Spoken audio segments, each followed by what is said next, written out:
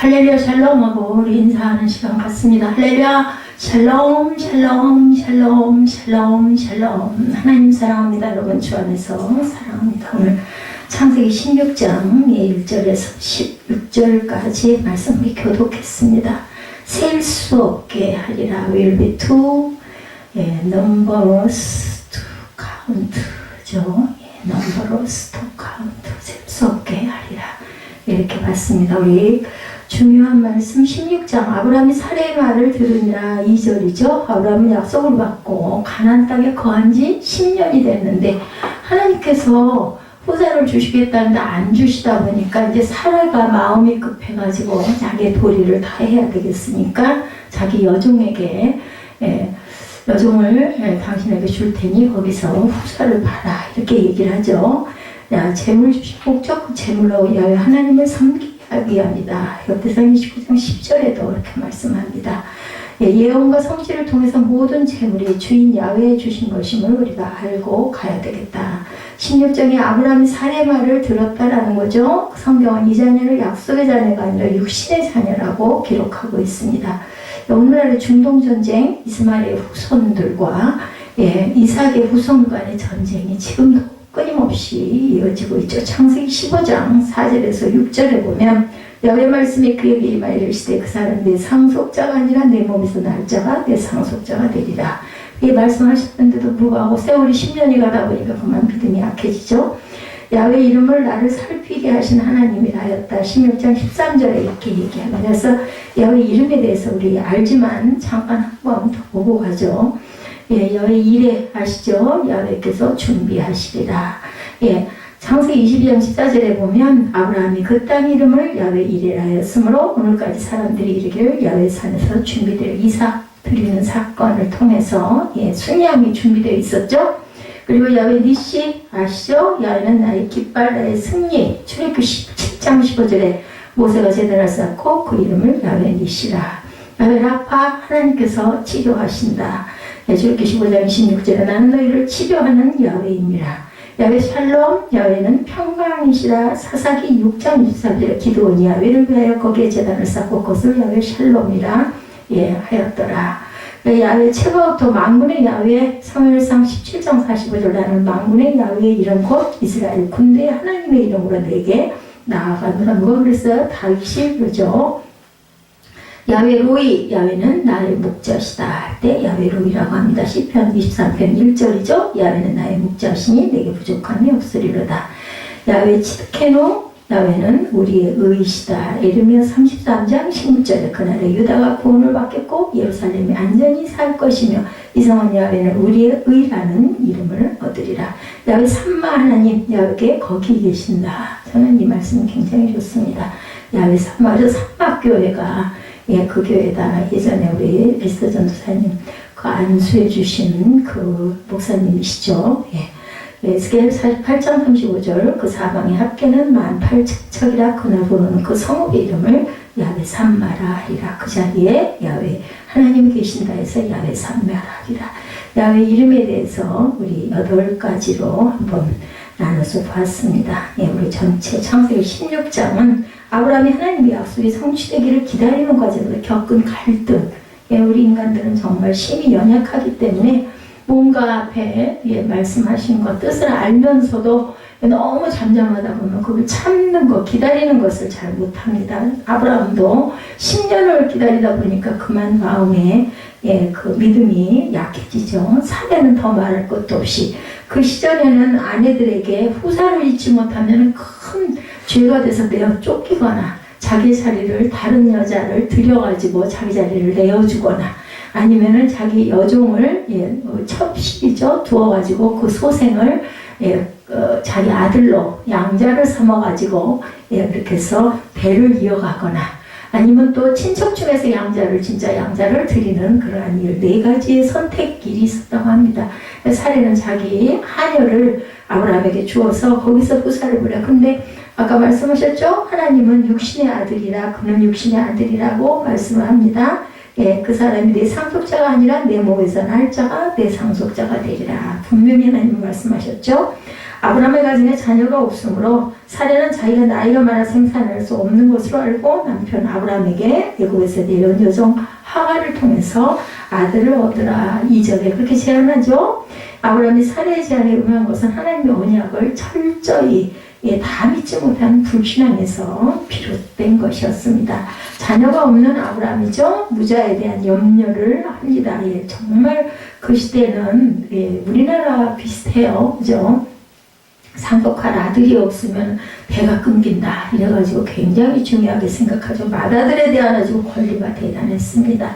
아브라함과 사례는 하나님의 약속을 받은 지 10년 동안 무자였으므로 믿음으로 오랜 기간을 기다렸지만 그 기다림 때문에 연령적으로 이제는 더더군다나 생산이 불가능한 상황이 되자 이제는 어쩔 수가 없겠다. 신약과 이들의 믿음이 일시나마 식어져 인간적인 염려를 하게 되는 인간의 모습입니다. 우리의 모습이에요. 저와 여러분의 모습. 구약 성경에 의하면 생산치 못하고 집안에 자식이 없는 것을 대단한 수치로 여겼죠. 여자의 수치다. 이사야 4장 1절에도 그날에 7 여자가 한 남자를 붙잡고 말하기를 우리가 우리 떡을 먹으며 우리 옷을 입으리니 다만 당신의 이름으로 우리를 부르게 하여 우리가 수치를 면하게 하라니라. 우리 걸로 우리 먹을 테니까 당신의 이름을 불러서 수치를 면하게 하라고 얘기합니다. 수치라고 여기서 자녀가 없기 때문에. 그러니까는 7 여자들이 뭐라는 그 한 남자에게 우리에게 대를 이을 수 있는 좀 씨를 달라 이런 뜻이에요. 이 얘기는. 만족이 없다고 그래서 잠언 30장 16절에 곧 스을과 아이되지 못하는 태와 물로 채울 수 없는 땅과 족하다 하지 아니하는 불이니라 라고 얘기합니다. 족하지 않은 불은 어떤 불일까요? 활활 잘 타지 않은 불이겠죠? 스월은 아시죠? 땅 속에 천국에 들어가지 못하는 아주 깊은 구덩이를 스월이라고 합니다. 아이 베지 못하는 태, 물로 채울 수 없는 땅, 그죠? 그런 것은 있어도 정말 도저히 사람이 살 수가 없는 그런 아주 불가능한 어떤 것들을 얘기합니다. 그리고 족하다 하지 아니하는 불이 온전하게 잘 일어나지 않은 불, 자녀는 든든한 힘이라고 또 말씀하죠. 시편 117편 4, 5절에 젊은 자의 자식은 장사의 수중에 화살 같으니 이렇게 얘기합니다. 그것이 그의 화살등에 가득한 자는 복되다. 그래서 이제 자녀가 많으면 아주 다복하다 이런 얘기를 우리나라에도 많이 합니다. 그들이 성문에서 그들의 원수와談판할 때 수치를 당하지 아니하리로다. 싸움을 하게 되면 자녀가 있으면은 절대로 수치를 당하지 않는다. 특히나 아들들을 그렇게 해서 많이 낳아서 기르면 그 가정은 아주 번성한다. 또 아들이 또 자녀를 낳고 또 아들을 낳고 이렇게 되기 때문에 자식은 야훼의 상급이라고 하면서 시편 117편 3절이죠. 보라 자식들은 야훼의 기업이요 태의 열매는 그의 상급이로다. 인간적인 방법이었다고 얘기하죠. 이제 그 사례가 자기 하니와 하갈을 준 것은 오랜 세월 동안 아브라함과 사례에게 자녀가 없자 이들 보면 인간적인 염려를 하게 된다. 하나님의 방법이 아니죠. 사라는 자신의 종인 하갈과 동침할 것을 아브라함에게 제안했고 아브라함은 사례의 그 방법을 약속의 본질에 대한 정확한 이해가 부족했지만 성취에만 관심을 두었기에 그러자 하고 동의를 합니다. 아브라함은 싫을 일이 없었을 것 같아요. 사례가 가슴이 아팠겠죠. 아브라함이 하갈과 동침하죠. 6절에 사례가 아브라함에게 이르되 야훼께서 내 출산을 허락하지 아니하셨으니 원하건대 내 여종에게 들어가라. 내가 꼭 그로 말미암아 자녀를 얻을까 하노라 하며 아브라함이 사례의 말을 듣습니다. 야곱이 여종 비라와 또한 동침하는 사건도 있죠. 창세기 30장 3, 4절에 나엘이 이르되 내 여종 비라에게 나엘의 아이를 얼른 못 낳았어요. 비라에게 들어가라. 그가 아들을 낳아 내 무릎에 두리니 그러면 나도 그로 말미암아 자식을 얻겠노라 하고 창세기 30장 4절에 그의 시녀 비라를 남편에게 아내로 주매 야곱이 그에게로 들어갔더니 거기서 또한 자녀를 낳게 되죠. 그렇습니다. 인간적인 방법의 결과는 어떻게 됐는가? 인간적인 방법을 제하는 사례가 그것을 받아들여 하갈 동침한 아브라함의 행위는 모두 불신앙적인 방법을 택한 결과가 좋지 않았죠. 가정의 불화가 일어납니다. 잘못의 기운이 사례에게 있지만 그것을 받아들인 아브라함에게도 당연히 책임이 있죠. 이 일은 후에 아브라함의 가정의 불화의 요인이 됩니다. 4절에 보면 첩을 둔 가정은 반드시 불안과 불신이 생겨서 한나가 분인나에게 멸시받는 것과 같은 일이 생긴다. 사무엘상 1장 1절에서 8절에 한나와 분인나의 그 한나의 눈물, 자식을 낳은 그 첩실이 분인나가 아주 그 한나를 아주 괴롭히는 그런 장면들을 통해서도 우리가 알 수가 있다. 사례를 멸시하죠. 창세기 16장 4절, 오늘 본문 4절입니다.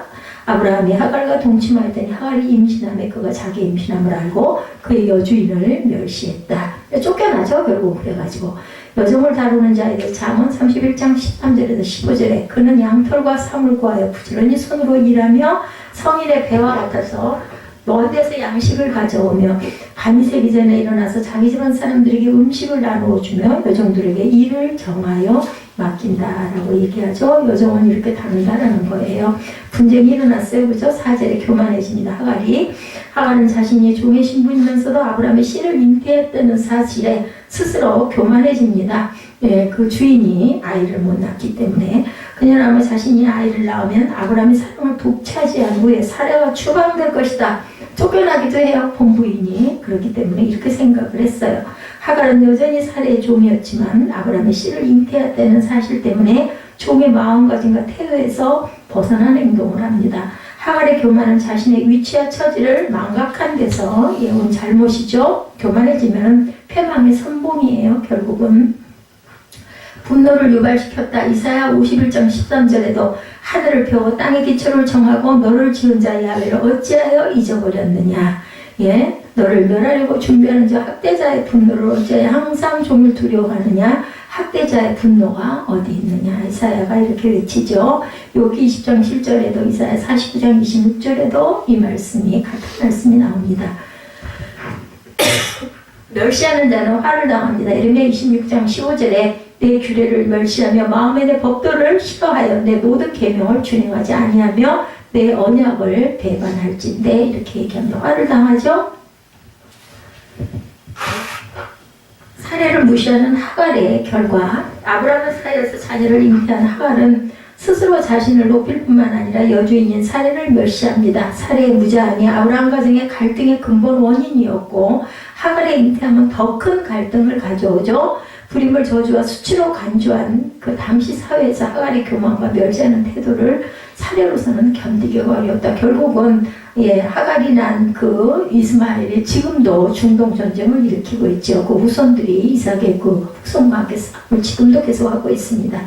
잉태는 여인의 축복이죠. 창세기 30장 1절에 라헬이 자기가 야곱에게서 아들을 낳지 못함을 보고 그의 언니를 시기하여 야곱에게 이르되 내게 자식을 낳게 하라. 그렇지 아니하면 내가 죽겠노라. 아주 때를 쓰는 그런 장면이 나옵니다. 그래서 야곱이 내가 자녀를 주는 자냐 하나님이 하시는 일이다라고 얘기합니다. 그때 분이나가 한나를 학대하죠. 사무엘상 1장 6절에 여호와께서 그의 임신하지 못하게 하심으로 그의 적수인 분이나가 그를 심히 격분하게 하여 괴롭게 하더라. 그래서 한나는 기도하는 여인이 돼서 사무엘과 같은 훌륭한 제사장을 낳게 되죠. 쫓겨나는 하갈을 쫓겨나죠. 결국은 6절에 하갈의 교만과 자신을 멸시하는 태도에 분노한 사례는 아브라함에게 원망을 퍼붓습니다.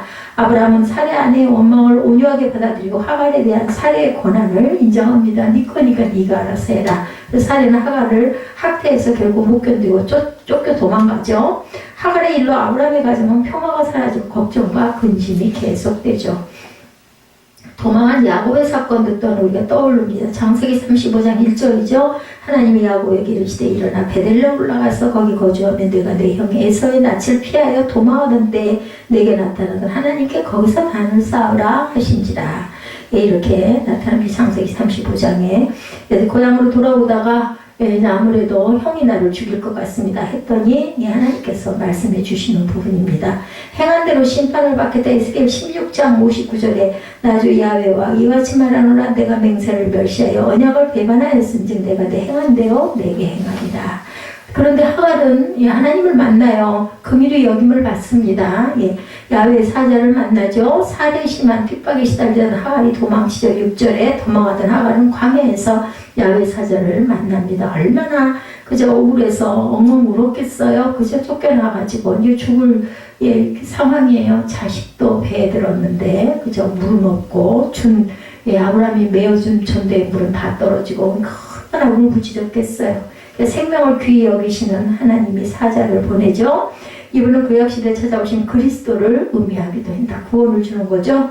야훼 사자는 하갈에게 그녀가 사례의 여종임을 상기시켜주고 아브라함의 가정으로 다시 돌아가라. 그래서 순종하라고 얘기하죠. 9절에 하갈의 자손이 번성하여 그 수가 셀 수 없이 많게 될 것이다 하고 또한 축복을 하죠. 10절에 보면 거처를 예언하여 줍니다. 12절에 그가 사람 중에 들나귀같이 되리니 그의 손이 모든 사람을 치겠고 모든 사람의 손이 그를 칠지며 그가 모든 형제와 대항해서 살리라. 지금까지도 전쟁이 끊이지가 않습니다. 들나귀같이 하나님의 사자를 보고 예시를 받는 부분 13절에 하갈이 자기에게 이르신 야훼의 이름을 나를 살피시는 하나님이다 이렇게 얘기하죠. 이는 내가 어떻게 여기서 나를 살피시는 하나님을 배웠는 고함이라. 그래서 거기 이름이 나오죠. 14절에 보면 그 샘을 부엘라헤로이라고 불렀다. 그것은 가데스와 베레사에 있다라 얘기하죠. 내가 어떻게 여기서 나를 살피시는 하나님을 배우는 거라는 뜻이에요. 그래서 부엘라헤로이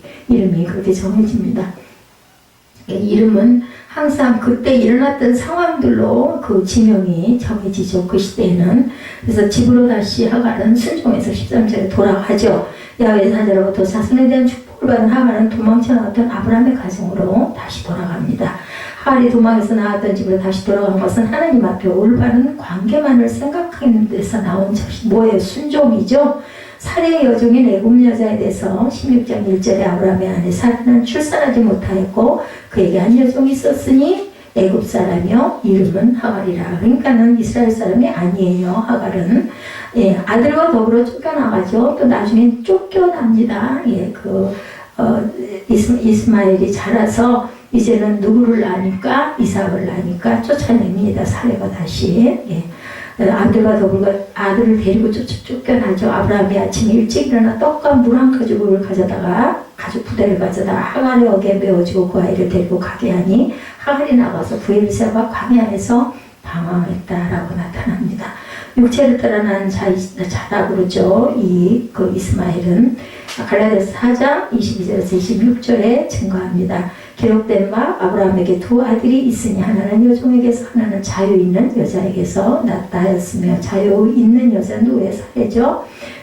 여종에게서는 육체를 따라 낳고 자유 있는 여자에게서는 약속으로 말미암느니라. 이것은 비유니 이 여자들은 두 언약이라 하나는 시내산으로부터 종을 낳은 자니 곧 하갈이라. 이 하갈은 아라비아에 있는 시내산으로서 지금은 예루살렘과 같은 곳이니 그가 자녀들과 더불어 종노릇을 하고 갈라디아서 4장 26절에요. 오직 위에 있는 예루살렘은 자유자니 곧 우리 어머니라 이렇게 증거되어 있습니다. 그 이스마엘을 출생에 대해 15절에 나오죠. 집에 돌아온 하갈은 세월이 흘러 아들을 낳아 야훼 사자가 지시한 대로 이스마엘이라 이름을 짓죠. 그때 아브라함의 나이는 몇 살? 86세였다. 그래서 16절에 보면 육체를 따라 난 아들 이스마엘은 약속의 아들 이삭보다 먼저 태어났다. 이렇게 증거돼서 창세기 16장이 맞춰지죠. 16장 16절까지 승로 맞춰집니다. 창세기 16장 12절에 보면 이름을 이스마엘이라 지어주죠. 야훼 사자가 그에게 이르되 내가 임신하였은즉 아들을 낳으리니 그 이름은 이스마엘이라. 이는 야훼께서 내 고통을 들으셨느니라. 뜻이란 거 이스마엘이란 뜻이. 그가 사람 중에 들나귀같이 되니 그의 손이 모든 사람을 치겠고 모든 사람의 손이 그를 칠지며 그가 모든 형제와 대항해서 살리라. 지금까지도 전쟁이 끊이지가 않는다는 거죠. 계집종에게서 난 자라는 뜻을 또한 갖고 있다. 갈라디아서 4장 22, 3절에 나타난 제가 읽어드렸죠. 16장의 결론은 아브라함이 하나님의 언약을 기다리지 않고 인간적인 방법을 동원하죠. 이 일로 조용하던 아브라함의 가정에는 풍파가 일어납니다. 불화가 생기죠. 우리는 이 창세기 16장을 통해서 서둘지 말고 끝까지 하나님의 말씀을 지키고 인내하는 것이 복받는 지름길임을 우리가 깨달아 알아야 되겠다. 아브라함의 아내 사라는 나이가 65세가 되었을 때도 그 미모로 무사람의 칭찬을 받고 이집트 왕이 자기를 아내로 데려가려고 하는 사건 창세기 10장에서 우리 함께 공부했어요. 그죠? 그러나 그녀에게도 그늘진 구속원이 있었는데 그것이 바로 아이를 낳지 못하는 내용이죠. 결혼한 여자의 가장 중요한 책임이 남편에게 대를 이을 아들을 낳아주는 것이었어요. 그 시대는 특히나 사라는 나이가 75세가 되도록 아이를 낳지 못하죠. 다른 방법으로라도 아브라함에게 상속자를 안겨주어야 되겠다라는 책임감을 느낀 거죠. 그래서 자기 종을 내어주는 그런 부분으로 인해서 결국은 좋은 일이 아니라 불화가 일어나고 어두운 그림자가 이르는 그런 내용들입니다. 아브라함 당시 사람들에게 아내가 아이를 낳지 못할 경우에 취할 수 있는 네 가지 아까 말씀드렸죠. 첫째는 이혼하고 아이를 낳을 수 있는 새 아내를 얻는 방법. 둘째는 이혼하지 않고 공부인과 똑같은 지위의 아내를 또 하나 맞아들이는 방법. 이 경우 새 결혼에서 낳은 아이의 친권은 생모에게 있게 됩니다. 부인을 하나 더 드리면 셋째는 상속자를 낳을 목적으로 첩이나 하녀를 두는 것. 이것은 본부인에게 그 친권을 갖게 되는 그런 지금 하갈이 아이를 낳으면 그 친권은 사례가 엄마가 되는 거죠. 넷째는 입양하는 것. 그때도 입양이 있었습니다. 우리 그 사회에도 예전 그 보면은 큰 집에 아들이 없으면 작은 집에 그죠? 작은 아버지 아이를 큰 집으로 입양시키는 그런 방법들이 있으면 왜냐하면 대를 이어가야 되기 때문에 아브라함의 아내 자리를 지키면서 여종에게서 태어난 아이를 자기 아이로 가질 수 있을 것이기 때문에 사례는 이 방법을 택했죠. 아브라함은 사례가 요구하는 대로 하죠. 그 결과 하갈은 아브라함이 86세 때 그에게 아들 이스마엘을 낳아줍니다. 그런데 이 일은 평화롭던 아브라함의 가정에 갈등의 불씨가 되었다. 아까 우리가 추석을 좀 읽어본 거랑 똑같은 내용들이죠. 이스마엘이 태어나기도 전에 하갈은 자기가 임신한 사실을 알게 되면서부터 어떻게 됐어요? 교만해지죠. 멸시합니다. 사라를. 그래서 사례는 아브라함에게 말하기를 본문 5절에 내가 받은 모욕은 당신이 받아야 옳도다. 내가 다 여종은 당신의 품에 두었거든. 그러니까 질투는 똑같아요. 예전이나 고대나 지금이나. 그가 자기 임신함을 알고 나를 멸시하니 당신과 나 사이에 하께서 이것을 판단하기를 원하라. 이거 하나님 원통합니다. 이런 얘기예요. 아이를 낳지 못한다는 이유 때문에 자기가 데리고 있던 여종으로부터 멸시를 당하게 된 사라는 배신감과 분노와 원통함을 쏟아붓죠. 그녀의 말은 억지고 생떼를 쓰는 것이지만 심정은 이해가 되죠. 하갈을 첩으로 들여와 그녀를 통해서라도 아이를 갖자고 아브라함이 먼저 사라에게 요구한 것도 아닌데 아브라함은 시달림을 당합니다. 이해하기 어렵지만 그렇지만 마음은 그 좋은 일이다 싶어서 하긴 했는데 못 견디는 거죠. 하갈이 자기를 멸시하는 것은 아브라함이 하갈을 너무 사랑하니까 그 사랑을 믿고 눈에 보이는 게 없어져서 그런다. 사라가 이렇게 이제 오해를 하는 거죠. 뭘 믿고, 그죠? 남편이 오죽이나 잘해줬으면 이 여자가 이럴까 이런 생각을 했다. 그렇다면 사라는 질투의 화신이 되어버린 거라고 할 수가 있겠는데 사라가 아브라함에게 대를 이을 아들을 낳아줘야겠다는 일념에서 자기의 여종을 아브라함에게 첩으로 내어줄 때만 해도 그 당시의 관습으로는 그녀의 결단은 인간적인 아주 고결한 양보하는 마음으로 좋은 마음으로 이런 일을 했는데 남편의 사랑을 나누어 가지게 될 경쟁자를 두게 돼서 마음고생을 이제는 또 하게 되는 거죠. 나를 희생하면서까지 내 책임을 다하려고 했는데 남편에게 당신은 어떻게 했길래 이 여자가 나를 이렇게 무시하고 멸시하냐 이제 이런 얘기예요. 근데 그녀의 여정이 돌리고 나자 사례도 또한 같이 악해지는 거죠. 골머리 아파진 아브라함은 사례에게 네 맘대로 해라 네 여종이니까 죽이든지 살리든지 이렇게 된 거예요. 근데 쫓은 거죠. 하갈을 학대합니다. 다시 그 얘기를 듣고는 그리고는 결국은 못 견뎌서 하갈은 도망을 치죠. 그럴 때 하나님의 사자가 광야의 샘물 곁에서 하갈을 만나서 물어보죠. 7, 8절에 보면 사례야 여종 하갈아 내가 어디서 왔으며 어디로 가느냐 뻔히 아는데도 물어보는데 하나님은 늘 이렇게 물어보셔요. 그죠? 보면 아담에게도 그랬고 너 어디로 가니? 하고 물어본다. 어디 있니? 물어봅니다. 가인이 아벨을 죽였을 때도 네가 어디 있니? 아담에게도 네가 어디 있니? 물어봅니다. 나는 내 여주인인 사례를 피해서 도망하나이다. 8절에서 얘기하죠. 하나님의 사자가 하갈에게 다시 말합니다. 내 여주인에게 돌아가서 그 수하에 복종해라. 너는 그의 소유라는 거예요. 하나님의 사자는 하갈에게 다시 말하죠. 내가 내 씨를 크게 번성하여 수가 많아 셀 수 없게 하리라. 10절에 소망을 줍니다. 하나님의 사자는 또 그에게 이르되 내가 임신하였은즉 아들을 낳을 것이고 그 이름을 이스마엘이라라. 이는 야훼께서 내 고통을 들으셨다라는 뜻이다. 이스마엘이라는 뜻은. 그래서 하갈은 다시 살아요. 순종해요. 하나님께. 왜냐면 아들을 낳을 거고 아들이 많은 민족을 이룰 거라고 하니까 소망이 우리 인생은 모두 다 소망이 생기면 순종하고 기다립니다. 근데 이제 그 기다림이 얼마까지 잘 기다리느냐에 성공과 실패가 놓이죠. 그래서 창세기 21장에 내려가 보면요. 하나님 놀라운 은혜의 역사로 사례가 나이 90에 그죠? 100세 된 아브라함에게 아들 이삭을 낳아주는 장면을 우리가 알죠. 왜냐면 성경에 나와 있으니까. 근데 이 시대에는 없었겠죠. 성경에 나와 있지 않습니다. 그 갈등과 근심이 재현되죠. 이삭이 자라서 젖을 떼게 되었을 때 아브라함이 큰 잔치를 베풀어요. 창세기 21장 8절에 보면은 이제 이삭을 낳았기 때문에 지금은 이스마엘 이야기지만 그때는 이삭을 낳습니다. 그래서 잔치를 베풀었는데 그 잔치가 한참 벌어지고 있을 때 하갈이 낳은 아들 이스마엘이 이삭을 놀리는 것을 사라가 보고 9절에 보면 21장 9절에 보면 이제 겨우 적대나 이삭을 14살이나 위인 이스마엘 일찍 낳았으니까 가지고 노는 것이 위태위태하게 보이고 자존심도 상하고 염려도 되는 거죠. 그래서 21장 10절에 이 여종과 그 아들을 내쫓으라. 이 여종의 아들은 내 아들 이삭과 함께 기업을 얻지 못하리라. 사례가 이제 이걸 또 아브라함에게 화를 내면서 다시 이야기를 해서 또 내줬습니다. 그 때문에 아브라함이 크게 근심하고 있을 때 창세기 21장 11절에 하나님께서 아브라함에게 말씀하시죠. 내 아이가 내 여종으로 말미암아 근심하지 말고 내 아이나 내 여종으로 말미암아 근심하지 말고 사라가 내게 이른 말을 다 들으라. 이삭에게서 나는 자라야 내 씨라 부를 것이니라. 다시 또 똑같은 이야기를 합니다. 그러나 여종의 아들도 내 신이 내가 너로 한 민족을 이루게 할 거다. 네, 그 여종의 아들에게도 민족을 이루게 할 거다라고 창세기 21장 12, 13절에 얘기합니다. 하나님은요. 우리가 선택한 것에 대한 그 결과를 가지고 그 책임은 우리가 지지만 죽이지는 않아요. 또 민족을 이루고 살아가게 할 거다. 생명을 귀중하게 여기는 하나님의 마음이 여기도 나타납니다. 뭐 태어난 애가 무슨 죄가 있겠어요? 사람이 선택을 잘못한 거죠.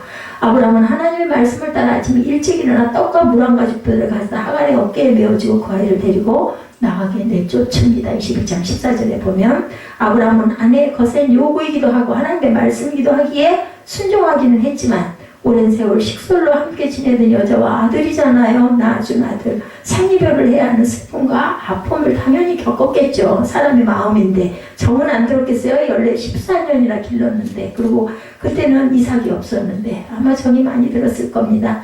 아브라함과 가족이 겪은 쓰라림의 원인은 그럼 과연 어디 있었을까? 하갈과 사라가 아브라함 모두에게 모든 사람들에게 함께 다 책임은 있었다는 거예요. 선택의 결과입니다. 그들의 문제는 하갈을 보면 종이었는데 주인의 뜻을 따라 주인 남편의 아이를 갖게 되자 그녀의 마음이 변해서 주인을 멸시한 그 부분이 잘못된 부분이죠.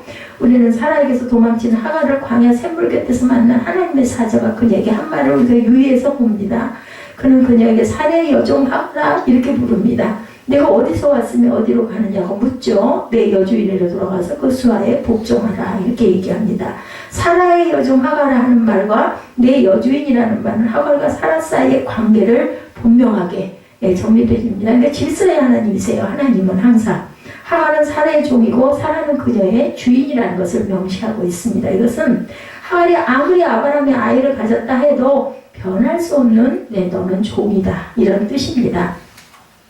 하갈은 분수를 모르고 오만 방자였으니까 신유를 저버린 거예요. 질서를 깨뜨린 거예요. 그게 잘못된 거예요. 그리고 하갈은 사례가 학대하자 그녀에게서 도망친 거. 그죠? 그것은 아주 잘못한 일이다. 종은 아무리 주인이 자기를 학대한데도 절대 도망칠 권리가 없습니다. 주인이 죽여도 그냥 죽어야 돼요. 그 시대에는. 그죠? 도망가서 붙들리면 죽습니다. 그렇기 때문에 너는 다시 가라는 거죠. 그 다음 사례는 어땠었던가? 자기가 아이를 낳지 못하자 자기의 이집트 여종을 남편 아브라함에게 씨가지로 들여보냈죠.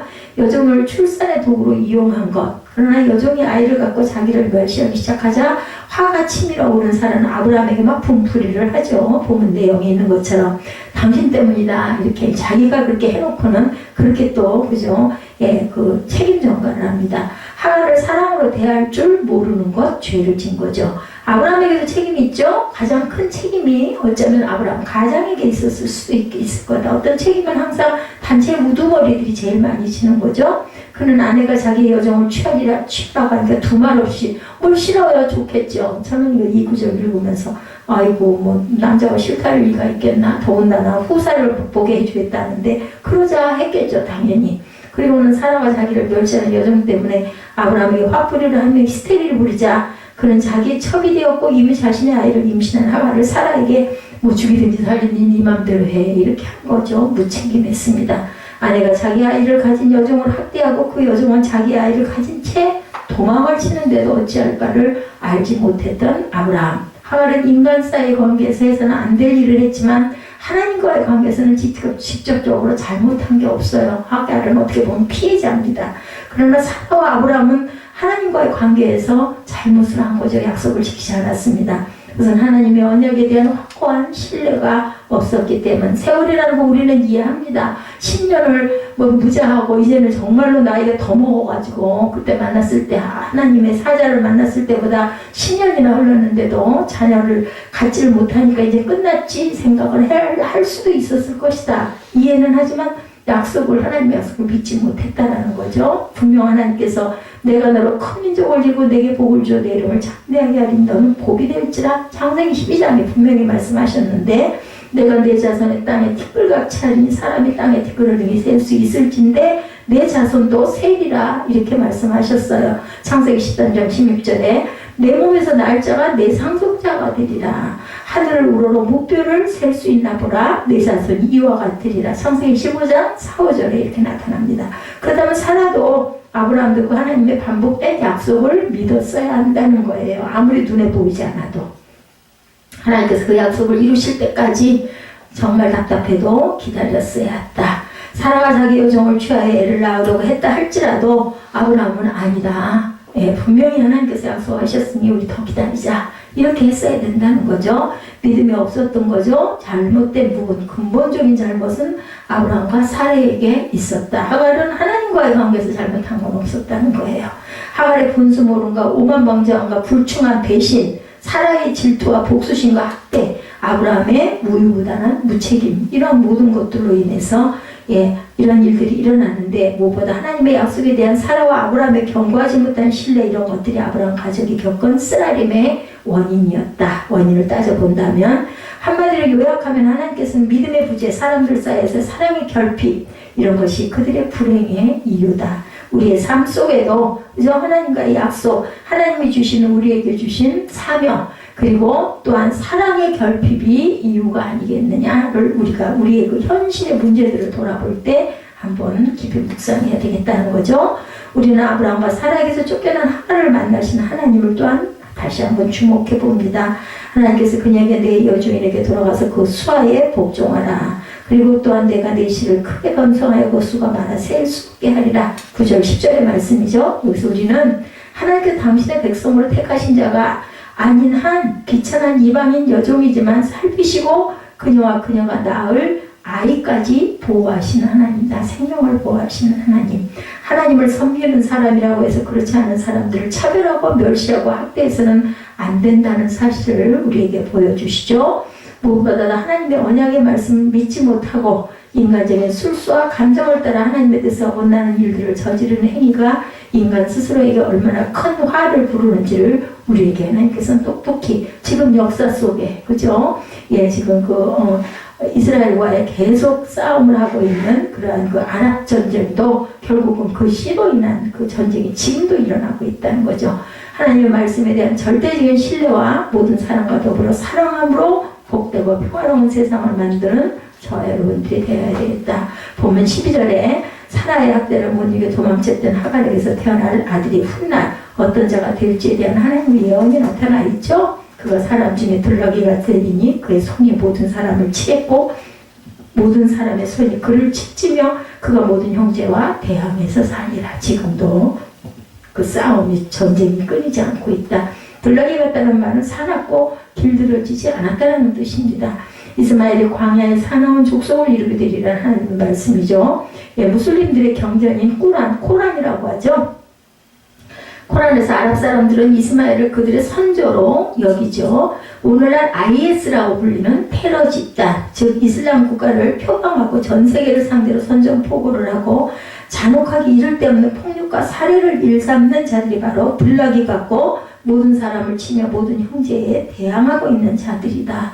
우리는 이렇게 이해를 하고 갑니다. 그럼 오늘날 전 세계 사람들은 언제 어디서나 끔찍한 테러를 당할지 모르는 공포 속으로 몰아가고 있는 원흉들이죠.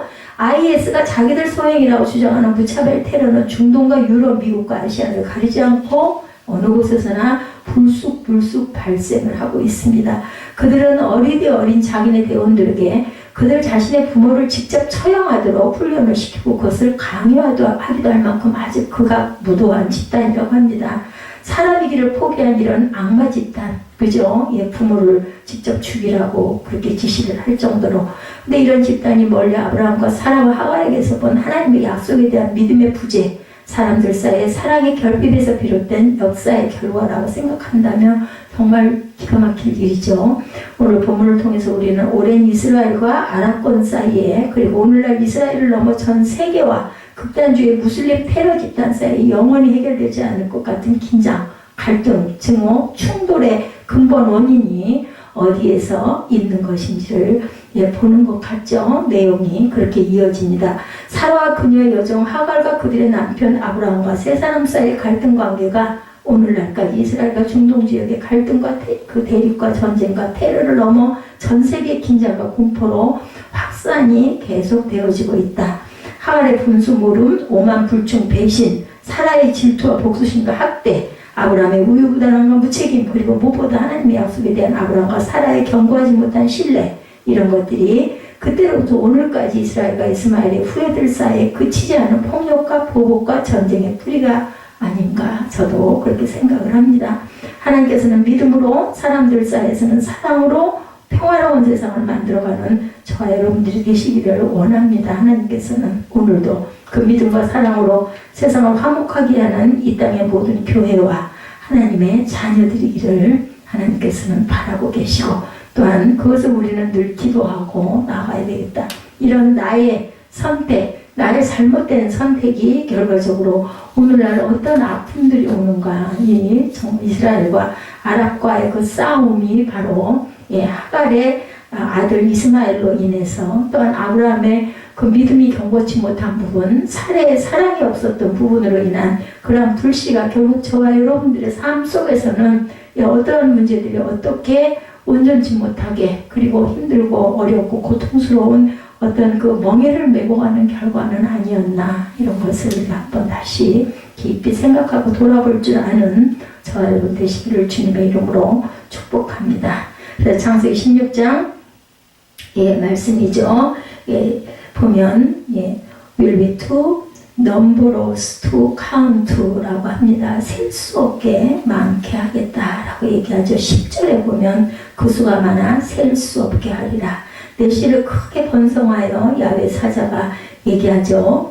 그렇게 번성하게 하는 그 씨가 결국은 불행과 전쟁을 일으키는 그 하갈의 그 후세, 그러니까 이스마엘이 되었다라는 것, 그것으로 인해서 지금도 무서운 테러가 계속 일어나고 있다는 것, 우리는 세상에서 살면서 사랑하고 믿음으로 순종하는 삶을 살아가는 저와 여러분들이 되셔야 되겠다는 것을 다시 한번 마음 깊이 새기시는 저와 여러분 되시기 바랍니다.